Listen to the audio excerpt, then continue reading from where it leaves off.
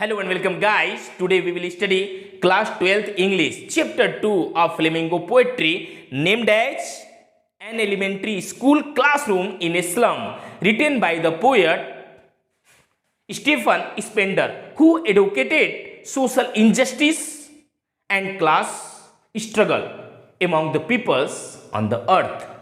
तो आइए dear students line by line stanza by stanza समझने की कोशिश करते हैं कि what is the overview, what is the summary of this lesson, और कौन सी ऐसी व्यवस्था थी जिससे स्टीफन जी विवश हो गए ऐसी दैनिक पोयम को लिखने के लिए। आइए देखते हैं और समझते हैं।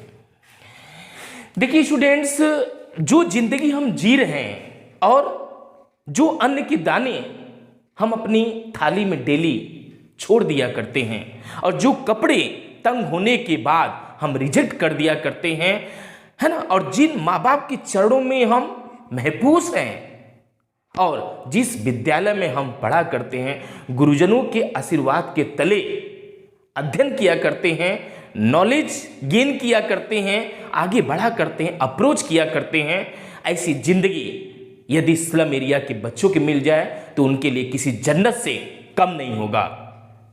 तो आइए देखते हैं what is the pitiable, what is the miserable condition of the classroom situated in A slum area. Okay, आइए देखते हैं स्कूल की स्थिति क्या है, क्लासरूम की स्थिति क्या है जो कि स्लम एरिया में सिचुएटेड है। ऐसी गंदी बस्ती में जो स्कूल होगा उसकी क्या स्थिति होगी, उस स्कूल में जो बच्चे पढ़ रहे होंगे उनकी क्या स्थिति होगी, क्या वो पढ़ाई कर पा रहे होंगे या उनका इंटेंशन कहीं और होगा, उनका जो है आउटलुक कैसा होगा, उनका इंटरनल एंथुसिज्म कैसा होगा, होप कैसा होगा, एनर्जी कैसी होगी। आइए देखते हैं स्टेंजा वन। इन स्टेंजा वन में देखिए, for means very for, extremely for from gusty waves. Gusty waves मतलब एनर्जी, एंथुसिज्म, होप और आगे बढ़ने की एक जो ललक होती है, इन सब चीजों से एकदम दूर है। कौन? दी चिल्ड्रन फेस, इन बच्चों के चेहरे। अर्थात कहने का मतलब यह है कि यदि हम निराश है तो हमारे चेहरे क्या होते हैं, कांति रहित हो जाते हैं, और यदि हम खुश हैं, एनर्जेटिक हैं, तो सब कुछ हमारे चेहरे से दिख जाता है। इस वजह से पोएट ने यहां पर चिल्ड्रन फेस का यूज किया है कि इन बच्चों के जो चेहरे हैं, है ना, एंथुसिज्म से, एनर्जी से, होप से एकदम दूर हैं। इन माने एंथुसिज्म, पावर, एंथुसिज्म, एनर्जी एंड होप जैसी गस्टी वेव से क्या है, एकदम दूर हैं, कोसों दूर हैं। लाइक रूटलेस वीड्स, और इनकी स्थिति कैसी है, रूटलेड वीड्स की जैसी। वीड्स मीन्स होता है खरपतवार, जो जंगली पौधे होते हैं उनको हम क्या बोलते हैं, वीड्स बोलते हैं।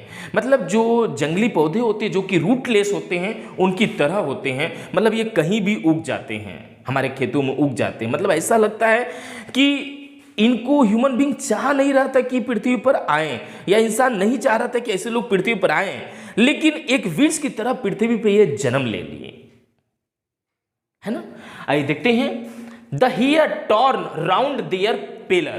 पेलर मतलब उनके जो पीले चेहरे हैं, पीले चेहरे मतलब कांति रहित, है ना, तनिक भी ग्लोरी नहीं है, तनिक भी ब्राइटनेस नहीं है चेहरे पर। वो जो उनके नीरस चेहरे दिखाई दे रहे हैं, और उनके जो बाल हैं ऐसा लग रहा है कि चारों तरफ टुकड़ों में बटे हुए हैं, एकदम तितर बितर हैं, एकदम उनके बाल जो है तितर बितर हैं, चारों तरफ तितर बितर, ऐसा लग रहा है कि एकदम झाड़ी है, झाड़ी के जैसा उनके बाल दिखाई दे रहे हैं। और जब पीले चेहरे पर, है ना, क्या बोलना चाहिए, ग्लोरी फ्री चेहरे पर जब वो आ रहे हैं तो और भी बेढंगे लग रहे हैं, है ना, रैंडम लग रहे हैं। दट, और यहाँ तो सब बच्चों के बारे में कॉमनली बता दिया गया। अब यहाँ उस क्लासरूम में मौजूद एक लंबी बच्ची के बारे में भी चर्चा किया गया है। आइए देखते हैं the tall girl with her weighed down head. मतलब वो बच्ची जो है काफी लंबी है। काफी लंबी होना मतलब जैसे आपने पौधों को देखा होगा कि कुछ पौधे होते हैं कि धीरे धीरे न्यूट्रिशन पाकर ग्रो करते हुआ, और उनमें सेकेंडरी ग्रोथ होती है, वो काफी तगड़े होते हैं, मजबूत होते हैं। लेकिन आपने देखा होगा कि जहां सूर्य की रोशनी नहीं पहुंच पाती है तो सूर्य की रोशनी को पाने के लिए पौधे क्या करते हैं, साए से बड़े हो जाते हैं। तो उनका जो तना होना होता है, स्टेम होता है, काफी वीक होता है, है ना, वो सिर्फ लंबी हो जाती है लेकिन उनमें स्ट्रेंथ नहीं होती है। उसी तरह से ये बच्ची है, मेल न्यूट्रिशन में, दैट इज कुपोषण में, इसका शरीर एकाएक लंबा तो जरूर हो गया है लेकिन शरीर में स्ट्रेंथ नहीं है, जोश नहीं है, होप नहीं है। और बेचारी मतलब अच्छे कपड़े भी नहीं पहनी है, फटे पुराने कपड़े पहनी है, तो एम्बेरेस है और साथ ही साथ वीकर होने की वजह से सर झुका करके ऐसी बैठी हुई है क्लासरूम में। आगे देखते हैं द पेपर सीमिंग बॉय। यहां पर अब देखिए एक टॉल गर्ल की बात हो रही है। यहां पर पेपर सीमिंग बॉय, एक बॉय के बारे में बात हो रही है जो क्लासरूम में पढ़ रहा है। स्लम एरिया स्कूल में जो क्लासरूम है उसमें बच्चा जो पढ़ रहा है उसके बारे में बताया जा रहा है कि पेपर सीमिंग बॉय, मतलब ये बच्चा पेपर के समान एकदम दुबला पतला लग रहा है, कागज के समान दुबला पतला लग रहा है। अर्थात कुपोषण की वजह से इसका शरीर ऐसा लग रहा है कि मांस रहित है, मतलब जो कपड़ा पहना है उस कपड़े से इसकी पूरी अंदर की कंकाल दिख रही है, उसका जो स्केलेटन है वह एकदम झांक रहा है, मतलब एकदम दुबला पतला है, कुपोषण से ग्रसित है। और क्या, विथ रेड्स आईज, और रेड्स आईज मतलब खाने का तलाश कर रहा है, और जो उसकी आंखें बाहर उभरी हुई हैं और आंखें जिस गड्ढे में, वो गड्ढे क्या हुए एकदम धसे से हैं, सिर्फ आग बाहर निकला हुआ दिखाई दे रहा है, ऐसा लग रहा है कुछ खाने को मिल जाए, ऐसे तरस रहे हैं चूहे के जैसा, जैसे चूहे इधर सुधर करते रहते हैं उस तरह से इसकी आंखें जो है कुछ पाना चाहती हैं और साथ ही साथ बाहर की तरफ एकदम उभरी हुई है ना, पेपर सीमिंग बॉय का। आगे देखते हैं, स्टंटेड मीन्स होता है अनडेवलप्ड, अनलकी आप समझते हैं जो दुर्भाग्यशाली होते हैं, है ना। एयर मीन्स वारिस या उत्तराधिकारी, heir twisted bones, twisted bone, reciting of father's gnarled disease, मतलब कहने का मतलब ये है कि वर्तमान में तो बेचारे पीड़ित हैं ही, क्योंकि उनको प्रॉपर भोजन नहीं मिल रहा है, प्रॉपर नहाने धोने को नहीं मिल रहा है, प्रॉपर कपड़े नहीं मिल रहा है, प्रॉपर एजुकेशन नहीं मिल रहा है, प्रॉपर खुले आसमान के नीचे खेलने को नहीं मिल रहा है। ये बच्चे जो है इनको अपने पिता से क्या मिला, जैसे हम लोग हैं, मैंने हमारे माँ बाप जो इतना बना देते हैं कि हमको कुछ नया करने के लिए उतनी दिक्कत नहीं आती, लेकिन इन बच्चों को अपने गरीब माँ बाप से क्या मिला है, बीमारी मिली है। कौन सी बीमारी मिली है, कौन सी बीमारी इनहेरिटेड हुई है, आइए देखते हैं। ट्विस्टेड बोन मतलब मैल न्यूट्रिशन में, कुपोषण में इनके माँ बाप को भी ठीक से मतलब उनके फादर को भी ठीक से मतलब प्रॉपर भोजन नहीं मिला, जिसकी वजह से वो भी कुपोषित थे, और इनका जो बेटा हुआ वो भी क्या, कुपोषित पैदा हुआ। उसके जो बोन्स थे, उसके जो बोन है बच्चे के, वो क्या ट्विस्टेड है, टेढ़े मेढ़े हैं, ऐसा लगता है क्वाशरकोर रोग हो गया है। आगे देखते हैं, और फादर्स नार्लैंड डिसीज, जो गांठ वाली बीमारी होती है, मतलब फादर में भी गांठ वाली बीमारी, जगह जगह गांठ पड़ गया है, वो बच्चे को भी प्राप्त हुआ अपने पिता से, मतलब बच्चे को पिता से बीमारी प्राप्त हुई है, 1 रुपया नहीं मिला, और वर्तमान में न तो ठीक से न्यूट्रिशन मिल रहा है, न अच्छी एजुकेशन मिल रही है, न खेलने को मिल रहा है, कुछ भी नहीं मिल रहा है, बल्कि उसके ऊपर बड़ा अत्याचार क्या है कि उसको उत्तराधिकार के रूप में अपने फादर से जो है नार्लैंड और ट्विस्टेड बोन जैसी बीमारियां प्राप्त हुई है। तो जरा सोचिए, ऐसी नरकी जिंदगी भगवान न करे हमारे दुश्मन को भी प्राप्त हो। आगे देखते हैं, his lesson from his days, reciting his lesson from his days, और क्लासरूम के कुछ बच्चे जिनका पढ़ने मन तो नहीं लग रहा है क्योंकि वो भूखे हैं, ठीक से कपड़े नहीं पहने हैं, और साथ ही साथ अच्छे से नहाने को नहीं मिला है, गेम नहीं खेले हैं, कुछ भी नहीं करे, हतोत्साहित है। तो अंत में वो बेचारे निराश होकर के बैठ के, उनके गुरुजन ने जो उनको पढ़ने को दिया उसको बैठ करके और उसका रिसाइटिंग कर रहे हैं, उसका पठन कर रहे हैं।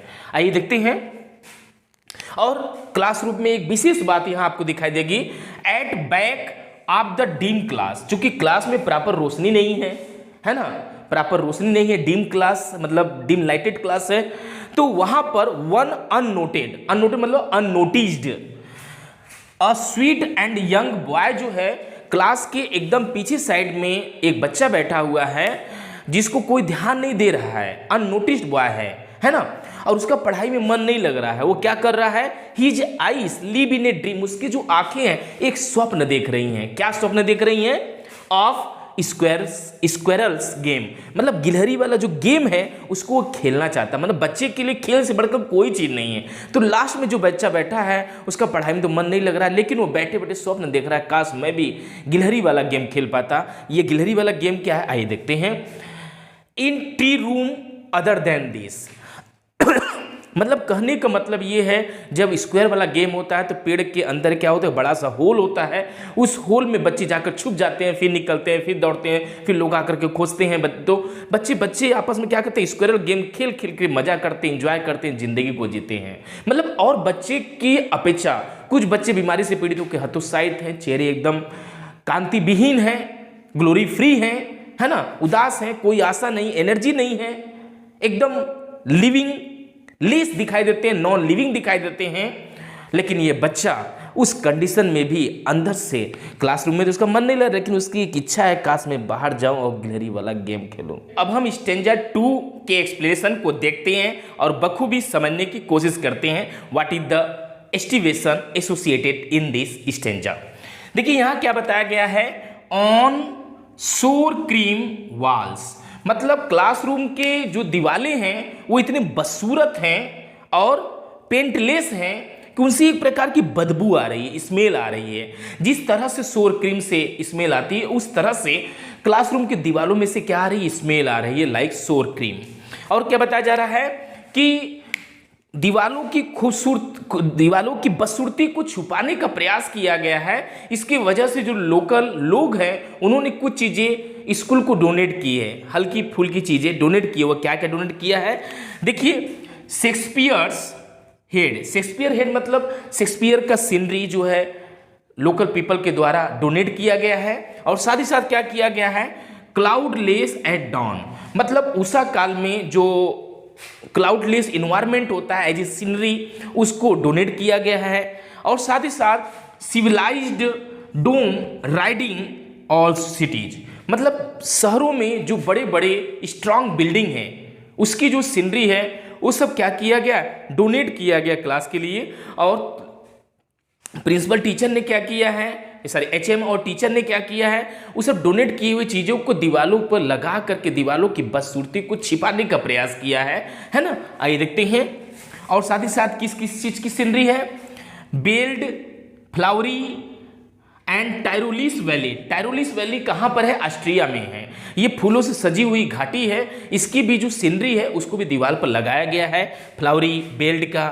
और open handed map, open handed map means बहुत ही बड़ा विश्व का जो नक्शा लगाया गया है, बहुत बड़ा नक्शा लगाया गया है ना, मतलब वर्ल्ड का जो मैप है उसको लगाया गया है दीवारों पर ताकि उसकी बदसूरती को छुपाया जा सके। और awarding the world it's world, मतलब कहने का मतलब है उस बड़े से विश्व के नक्शे में जो है पूरी दुनिया को समेट दिया गया है। और वो ऐसा लगता है कि उस मैप में पूरा अवॉर्डेड हो गया, पूरे मैप में क्या हुआ, कंसिस्ट हो गया, उसमें आकर के एक जगह स्थिर सा हो गया है। ओके। और एंड 8 फिर भी for this children this Windows not this map, मतलब कहने का मतलब है कि ये जो भारत का ये जो दुनिया का नक्शा लगा हुआ है क्लासरूम में, उस नक्शे से उनको कोई मतलब नहीं है बच्चों को, क्योंकि उनकी नज़र जहाँ तक जा रही है, मतलब खिड़की के बाहर जब वो देखते हैं तो जो नैरो स्ट्रीट दिखाई देता है, संकीर्ण गली दिखाई दे रही है, उनका दुनिया उनका संसार वहीं तक है ना। आगे देखते हैं। And 8 for this children this Windows not this map, माने ये जो खिड़कियां हैं ये उनकी मैप नहीं है, वर्ल्ड मैप नहीं है, देयर वर्ल्ड नहीं है, where all their futures painted with a fog. और यहाँ कहने का मतलब है खिड़की के बाहर जहाँ तक वो नैरो स्ट्रीट देख पा रहे हैं, जहाँ तक उनकी नजर जा रही है वही उनका दुनिया है। और मैप में बनी हुई जो दुनिया है उसमें जो जो कंट्री शो किए गए उनसे उनको कोई ताल्लुक नहीं है, कोई मतलब नहीं है, क्योंकि वो जानते नहीं कि रियल में ये सही भी है कि नहीं, क्योंकि उस तंग गली से, उस स्लम एरिया से बेचारे कभी बाहर निकले ही नहीं। आगे देखते हैं। और यहां बताया जा रहा है कि all their futures painted with a fog, उनकी जो फ्यूचर है वह क्या है, ऐसा लगता है कि फॉग के रूप में पेंट कर दिए गए हैं, अर्थात उनके करियर का कहीं भी कोई गोल्डन मोमेंट नहीं दिखाई दे रहा, कहीं भी आशा की किरण नहीं दिखाई दे रही है कि इनके फ्यूचर के साथ कुछ अच्छा हो सकता है कि नहीं। आगे देखते हैं, a narrow street sealed in it lead sky, और साथ ही साथ ये बताया जा रहा है कि वो सिर्फ तंग गलियों को अपने मतलब जिस स्लम एरिया में रहे वहाँ की तंग गलियों को ही देख पा रहे हैं, वही तक उनकी नज़र जा रही है।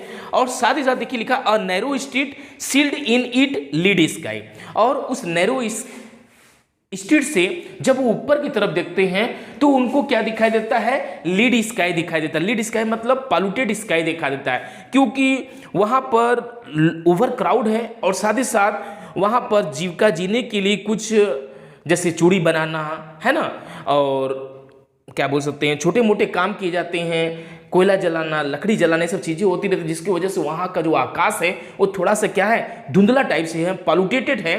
तो जब गली से निकल के ऊपर देखते हैं तो उनको क्या दिखाई देता है, पॉल्यूटेटेड स्काई दिखाई देता है। यही उनकी दुनिया है, इससे परे वो कुछ भी नहीं जानते हैं, है ना। एंड यहाँ देखिए बताया जा रहा है कि फॉर मीन्स जो शुरू में आया था यहाँ पर, मतलब वो एक्सट्रीमली अवे हैं, दूर है किससे, नदियों से।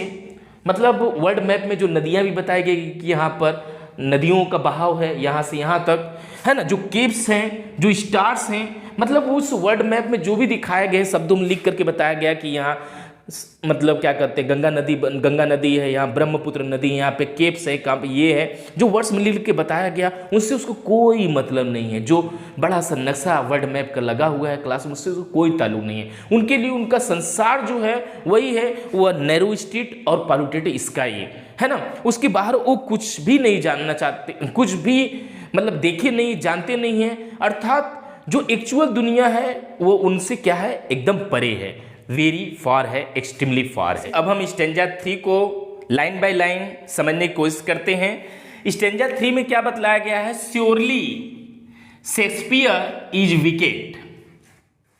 मतलब यहां शेक्सपियर जो कि अंग्रेजी साहित्य के सबसे बड़े कवि और नाटककार माने जाते हैं, उनकी लिटरेचर का इन बच्चों के लिए कोई महत्व नहीं है। और साथ ही साथ द मैप, जो वर्ल्ड मैप है, ये उनके लिए क्या है, बैड एग्जाम्पल है। मतलब विलियम शेक्सपियर जैसी हस्ती और साथ ही साथ वर्ल्ड मैप उनके लिए क्या है, बैड एग्जाम्पल है। ओके, स्टेंजा 3 बहुत ही इंपॉर्टेंट है, स्टूडेंट ध्यान दीजिएगा। और क्या बताया जा रहा है, with ships and sun and love tempting them to, है ना। मतलब कहने का मतलब है ये दुनिया की ये सब चीजें, जो बड़ी बड़ी चीजें जैसे शिप्स, सन और जो लव है, ये उनको क्या करती है, प्रलोभित करती हैं, टेम्पटिंग करती हैं, और जिसकी वजह से स्टील फॉर लाइव्स, और ये भी अपना जीवन जो है व्यतीत करने के लिए मजबूर हो जाते हैं, चोरी करने के लिए। दैट स्लाइली मतलब सीक्रेटली, है ना, turn in their cramped holes from fog to endless night. कहने का मतलब है कि इनकी जिंदगी जो है बहुत ही संकीर्ण है, और साथ ही साथ उसी गंदी बस्ती में इनका पूरा जिंदगी जो है गुजर जाता है। देखिए यहाँ पर कितना खूबसूरत वर्ड यूज किया गया है कि स्लाइटली, या बोल सकते हैं secretly, turn in their cramped holes from fog to endless night. Endless night मतलब जीवन प्रयत्न जो है वह मतलब हर जगह समझौता कर करके जिंदगी बिताते हैं, तंगी में जिंदगी बिताते हैं, कुछ भी चीज़ इनको ठीक से मिलता नहीं है, उसी में अपनी ये जिंदगी पूरी बसर कर देते हैं, बिता देते हैं। On their slag heap the children wear skins peeped through by bones. मतलब कहने का मतलब ये है कि ऑन देयर स्लैग हीप मतलब जो क्या बोलना चाहिए, कबाड़ का जो ढेर है, जो कबाड़ का ढेर है, वहां से ये बच्चे लोग क्या करते हैं, कुछ रईसों के द्वारा फेंके हुए जो चश्मे रहते हैं उसको ये लोग पहन करके हीरो बनते हैं। और ऐसा लगता है कि जो चश्मा पहने हैं, चश्मा का चूंकि ग्लास क्या रहता है, फूटा रहता है, तो ऐसा लगता है कि बॉटल बीट्स ऑन स्टोन, मतलब पत्थर पर कांच के छोटे छोटे टुकड़े रख दिए गए हैं। मतलब कहने का मतलब है रईसों के द्वारा फेंके हुए चश्मे को ये लोग पहन लेते हैं, है ना, पहन लेते हैं, जिसकी ग्लास में भी लगता है कि रिपेयरिंग किया गया है। अर्थात ऐसा लगता है कि स्टोन पर कांच के छोटे छोटे टुकड़े लगे हुए, स्टोन पर छोटे छोटे कांच के टुकड़े लगे हुए हैं, इसको पहन करके हीरोगिरी दिखाते हैं, है ना, सीना तान के चलते हैं। और साथ ही साथ चूंकि कुपोषण में इनकी जिंदगी जी रहे हैं और ये बहुत ही पतला कपड़ा पहनते हैं, जिसकी वजह से इनके अंदर का जो स्केलेटन है वो लगता है कि पिप्ड हो रहा है, बाहर की तरफ झांक रहा है कि नहीं। और ये पूरी जिंदगी, पूरा जीवन प्रयत्न कबाड़ सी या नैरो स्ट्रीट में रहते हुए, उस स्लमी एरिया में रहते हुए अपनी ज़िंदगी को बसर कर देते हैं, गुजार देते हैं। जैसा कि आपने यहाँ पर क्या कहते हैं आगे देखा था कि इनको अपने पेरेंट्स से जो है विरासत में क्या मिली है, बीमारी मिली है। मतलब पूरी ज़िंदगी उनकी यहीं बसर हो जाएगी, लोगों की फेंकी हुई चीज़ों को ले करके अपनी नीड्स को पूरा करते हैं, और थोड़ी नीड्स बढ़ी हुई तो ये चोरी भी करते हैं, है ना। तो इसी वजह से मैं बोला इनकी ज़िंदगी जो है नरकी है। और आगे देखते हैं, all of their time and space are foggy slum, मतलब इनका जितना भी समय है सब कुछ क्या है, उसी स्लम एरिया में, जो कि पॉल्यूटेड एरिया है, उसमें बीत रहा। उनकी जिंदगी एक धुंध की जैसी है, कोहरे की जैसी है, जिसे पता नहीं चल रहा है कि आगे जाएंगे कहाँ, इनकी प्रोग्रेस होगी कहाँ तक। आगे देखते हैं, so blot their map with slum as big as doom, मतलब कहने का मतलब है कि चूंकि ये जो स्लम एरिया है शहर में सिचुएटेड है, तो शहर का जो नक्शा है बहुत खूबसूरत है, लेकिन शहर के नक्शे में देखा जाए तो बड़ी बड़ी बिल्डिंगें हैं, और वहाँ पर बड़ी बड़ी बिल्डिंगों के बीच में ये जो झुग्गी झोपड़ी होती है, ऐसा लगता है कि कलंक की तरह है। स्टैंजा 4 में ये बतलाने की कोशिश की गई है कि यदि इन बच्चों पर शासन ने ध्यान नहीं दिया तो इन बच्चों की जिंदगी दिन प्रतिदिन और बदतर होती चली जाएगी, और देश में झुग्गी झोपड़ियाँ और भी बड़ी होती चली जाएंगी। आइए देखते हैं स्टैंजा 4 को। अनलेस गवर्नर, इंस्पेक्टर, विजिटर, मतलब जब तक गवर्नर, इंस्पेक्टर और विजिटर जैसी हस्तियां इनके कल्याण के बारे में नहीं सोचेंगी, नहीं समझेंगी, this map becomes their window, या उनकी नजर जहां तक जा रही है, जो खिड़कियां हैं क्लासरूम की, यही उनकी पूरी दुनिया का नक्शा बन के रह जाएंगी उन स्लम एरिया के बच्चों के लिए। And these Windows that shut upon their lives, और ये जो विंडो है उनकी जिंदगी को इस तरह से बंद करके रखी है जिस तरह से कैटाकॉम्स होते हैं, बरियल चेंबर होते हैं, है ना, कब्रगाह होते हैं, उस तरह से इनको एकदम बरियल चेंबर की तरफ बना के रखेंगे। इस वजह से Stephen Spender ji, poet ji, जो रिक्वेस्ट करते हैं क्या, break O break open till they break the town, मतलब इस बंधन को, इस बंदिश को तोड़ दीजिए, है ना, otherwise they will break the town, वह दुनिया का नक्शा खराब कर देंगे, शहर का नक्शा खराब कर देंगे, नेस्तनाबूद कर देंगे। या ये तो खुद अपना ब्रेक हो रहे हैं, और इनसे क्या होगा, पूरा शहर क्या हो जाएगा, ब्रेक डाउन हो जाएगा। So the children to green field, इन बच्चों को स्लम एरिया से निकाल करके ग्रीन फील्ड में ले जाया जाए, और साथ ही साथ make their world run Azure, Azure means होता है ब्लू स्काई, मतलब खुले आसमान के नीचे इनको रहने का मौका दिया जाए, ग्रीन फील्ड में इनको चलाया जाए, और साथ ही साथ खुले आसमान को एहसास करने दिया जाए, और साथ ही साथ ऑन गोल्ड सैंड, मतलब बीच के किनारे जो गोल्ड सैंड है उसमें बच्चे खेले कूदे, इंजॉय करें और एहसास करें रियल में ये प्रकृति कितनी खूबसूरत है, ये संसार बहुत ही बड़ा है। And let their tongues run naked into books, और साथ ही साथ और वो बच्चे क्या करें, किताबों का अच्छे से पठन करें, अर्थात स्टडी करें, नॉलेज गेन करें, क्योंकि जब ये नॉलेज गेन करेंगे, स्टडी करेंगे, तभी ये जान पाएंगे कि विलियम शेक्सपियर जैसी हस्ती कितनी वैल्यूबल है ना, मतलब लोगों के बारे में जान पाएंगे, समझ पाएंगे। अदरवाइज वही छोटी सी संकीर्ण एरिया है, इनकी जिंदगी बन के रह जाएगी, और ये शहर को ब्रेक कर देंगे या खुद ब्रेक हो जाएंगे। आगे देखते हैं, और यहाँ पर स्टूडेंट जो वाइट शब्द लगाया गया, वाइट मतलब पन्नों से मतलब है, और यहाँ जो ग्रीन लीव्स मतलब प्रकृति से मतलब है ना, हरे भरे एनवायरमेंट से मतलब है। यहाँ बताया जा रहा है कि रन अज्यूर ऑन गोल्ड में बता दिया, and let their tongues run naked into books, मतलब अब वो क्या करें, अपने जीवा से किताबें पढ़ें, जानें, नॉलेज गेन करें, स्टडी करें, अच्छे से एजुकेशन प्राप्त करें। Okay, books the white and green leaves open history their whose language is the sun, और बच्चे जब पढ़ाई करें, स्टडी करें, तो अपना अपने देश की जो हिस्ट्री है, यूरोप अपने देश की हिस्ट्री, विश्व की जो हिस्ट्री है उसको पढ़े समझे जाने, तब उनको समझ में आएगा कि रियल में दुनिया बहुत बड़ी है ना। सूर्य की रोशनी जहाँ तक पहुँच रही है वहाँ तक इस दुनिया का मतलब दुनिया का विस्तार है, ये समझ सके, जान सके और एक हैप्पी लाइफ जी सकें, उस नैरो स्ट्रीट से निकल के ब्रॉड एरिया में जा सके, खुशहाल जिंदगी जी सकें।